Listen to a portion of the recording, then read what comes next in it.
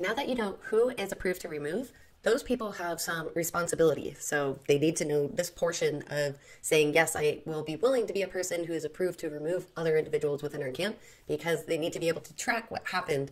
Our memories are not to be trusted. As soon as we leave the playa, the details of the color of someone's shirt is going to change within our mind. So we need to be able to collect those details, and it needs to be leadership that knows what they're getting involved with. And that's what this video is going to be about. It will be short. With accountability of reporting, those approved to remove are the ones that will listen to the report and write it down. By writing it down, what we're doing is we are tracking the details of the event, and we don't want to put our own personal opinion into these reports.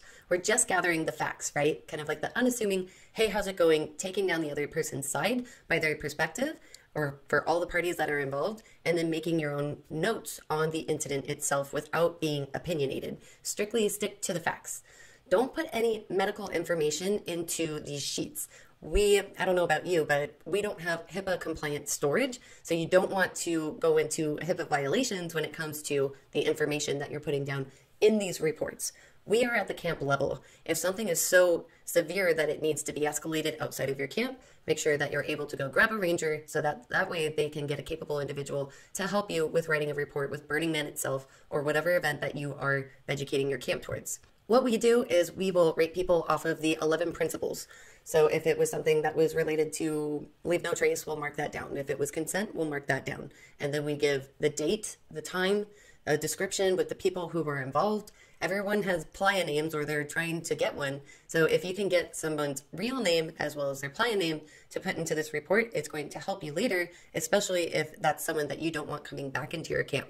If someone's name is Fluffy Bunny and their real name comes into your camp for next year and you don't want them coming back, you might not remember or know who to look up for when you invite more people into your camp for the following year. These incident reports should only be shared amongst your camp leadership, so that way you can talk about it if you need to vote on removal or not invite someone back into your camp. A word of just making sure that you are informed.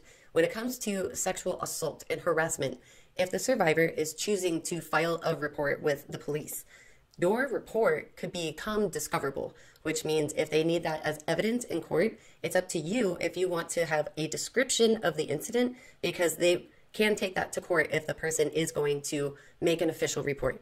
So if you don't want to have certain details in there, you can have a rating system on how bad the incident was to the 11 principles, like was it related to leave no trace and they left a hair on the ground, maybe star them at a 1. But if they didn't pack up their entire camp, star them at a 10. You can do the same thing for consent-related issues with how bad it was, so that way you know for your report if that person can or cannot come back again in the future. So just letting you know, open boxes, you could become discoverable in court. Keeping that in mind, you do want to track all of your data when things like this pop up, just for the future. In BED, we keep accountability reports, and we do write in the description. It's our duty, we feel, if something like that happens in our camp and someone wants to make a report, that we will be there to support them, and we will happily hand that report over if they are going to court. That typically, I've never heard of an incident like that happening yet, but it could happen even though the chances of it are small. With this being a consent program, we want to make sure that you're informed when you have these accountability reports with your approved to remove team.